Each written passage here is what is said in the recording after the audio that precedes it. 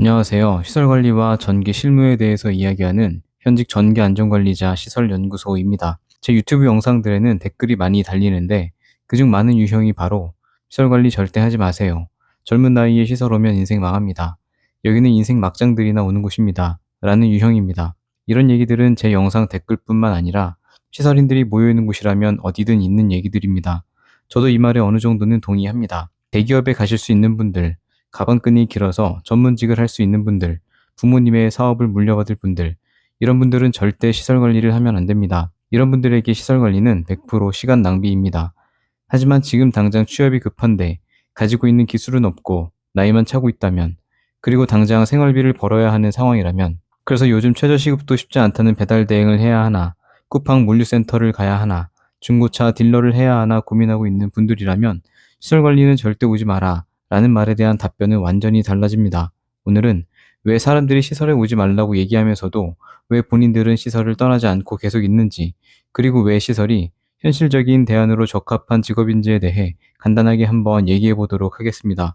솔직하게 얘기해 본다면 누군가가 시설관리 분야에 진입을 고려한다는 얘기는 그 자체로 그 사람의 현재 상황이 인생의 기로에 서 있다는 것을 뜻합니다. 제가 시설에 진입할 때 저도 인생의 기로에 서 있었습니다. 기술도 없고 가진 자격증도 없는 사람들은 이미 자신감이 결여되어 있고, 이런 사람들이 찾는 직업들을 찾아보게 됩니다. 가장 흔히 알아보는 것은 택배나 배달 대행입니다. 택배나 배달 대행은 열심히만 하면 그래도 시설보다는 많은 급여를 가져갈 수 있습니다. 다만 쉬지 않고 일해야 합니다. 그리고 매연도 마셔야 하고, 눈이나 비가 오는 날에는 안전을 담보로 일을 해야 합니다. 그리고 밖에서 하는 일이기 때문에 더위와 추위를 견뎌야 합니다. 택배는 거기에 더해 택배는 기본적으로 좋은 지역을 잡는 게 관건인데, 안타깝게도 좋은 자리는 이미 기존 종사자들이 모두 꿰차고 있습니다. 문제는 배달이든 택배든 현재 진입하는 사람들은 월 300 벌기도 쉽지 않다는 것입니다. 사람들은 잘 모르지만 이런 직업들의 가장 큰 문제는 바로 이 직업들에는 확장성이 없다는 것입니다. 배달을 10년 한 사람과 1년 한 사람은 가져가는 돈에서, 실력에서 차이가 없습니다. 저는 안전도 안전이지만 확장성이라는 측면 때문에 쿠팡 물류센터나 배달 대행을 선택하지 않았습니다. 이런 것들을 보고 시설 관리를 다시 본다면 관점이 조금 달라지기 시작할 것입니다. 사람들이 시설 관리를 보고 서비스직이라느니 똥퍼라느니 무시를 하지만, 알고 보면 시설 관리라는 직업은 아는 사람들만 아는 가성비 기술직입니다. 그 이유는 이렇습니다. 첫째, 일하는 환경이 다릅니다. 시설은 보통 실내에서 일을 하기 때문에 여름에는 에어컨 바람을 쐬면서, 겨울에는 따뜻한 실내에서 일을 하게 됩니다. 물론 눈이 오면 염화칼슘을 뿌려야 하고 야외에서 일을 할 일이 가끔 있을 수 있지만, 그래도 대부분의 시간은 실내에서 보내게 됩니다. 둘째, 월급이 따박따박 나옵니다. 시설 관리는 건물이 무너지지 않는 한 월급이 밀릴 일이 거의 없습니다. 저는 시설에서 급여 밀렸다는 얘기는 들어보지 못했습니다. 월급이 최저시급 베이스라 적다는 분들도 있는데, 배달이나 영업직들은 아예 기본급이 없는 경우도 많습니다. 시설이 1층이라면 다른 직업들은 지하가 있는 것입니다. 급여가 주는 안정감의 메리트는 생각보다 엄청납니다. 셋째, 확장성입니다. 이것이 가장 중요한 차이점입니다. 단순 노무직은 10년을 일해도 계속 단순 노무직입니다. 하지만 시설관리는 국가 기술 자격증이라는 무기가 있습니다.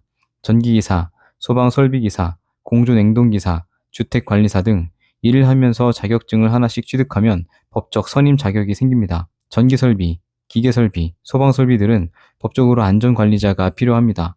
눈에 보이는 건물들 대부분은 이런 안전관리자를 필요로 합니다. 몸을 많이 쓰는 일은 나이가 들면 할 수 없지만, 몸 쓰는 일이 적은 시설관리는 나이가 들어서도 비교적 오래도록 일을 할 수 있습니다. 그러면 이런 얘기들을 할 수 있습니다. 시설관리 기술이래 봐야 별거 없다.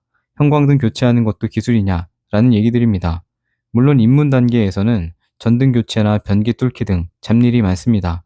그런데 사실 시설의 기술을 무시하는 분들은 반만 알고 반은 모르는 분들일 가능성이 많습니다. 시설의 기술을 무시하는 분들이 시설의 기술을 무시하는 이유는 엄밀히 말하면 본인이 기술적인 일을 해본 적이 없고 그동안 간단한 일만 해왔기 때문입니다.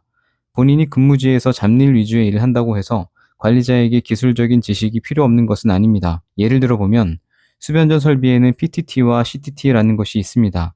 PTT와 CTT라는 것은 기본적으로 수변전 설비의 보호 궤전기와 차단기 동작 테스트를 할 때 쓰는 PT와 CT의 테스트 단자입니다.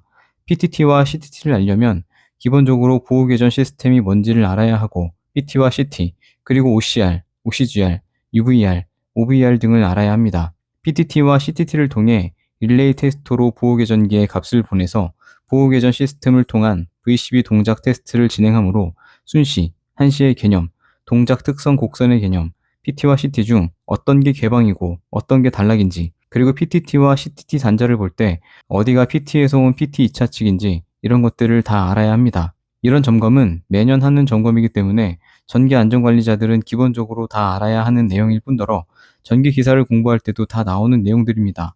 그런데 모르긴 몰라도 시설 기술 별거 없다라고 주장하시는 분들 중에 지금 제가 PTT와 CTT에 대해 얘기한 내용들 중 절반도 못 알아듣는 분들이 대부분일 것입니다. PTT와 CTT가 뭔지 몰라도 된다고 하시는 분들은 업체와 전기안전공사 측에서 점검 보고서를 줘도 보고서 내용이 뭔지 몰라도 된다는 얘기를 하는 것입니다. 시설관리 기술이라는 것이 배워보면 대단한 게 없는 건 맞습니다.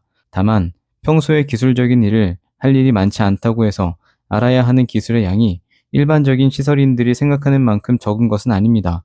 그리고 이것이 바로 배달이나 택배, 물류센터와 시설관리의 차이입니다. 시설에서 자격증과 실력, 이 두 가지를 갖추는 순간부터 그때부터는 평생 먹고 사는 것에 지장이 없어집니다. 정리하겠습니다. 인터넷에서 시설 오지 말라고 얘기하는 사람들 대부분은 본인 현실에 불만만 많고 본인의 실력 발전을 위해서는 어떠한 노력도 하지 않는 사람들입니다.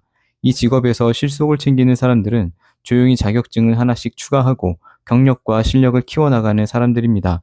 이런 사람들은 남들이 인터넷에 불평불만을 늘어놓을 때 조용히 자기 개발을 하고 시설 중에서도 근무 조건이 좋은 곳을 찾아 들어가서 일근직으로 편하게 근무하고 있습니다. 시설이 기회의 직업인 이유는 2, 3년만 자격증 공부를 하고 그 이후에 실력도 어느 정도 키워놓으면 일이 편해지는 직업이기 때문입니다.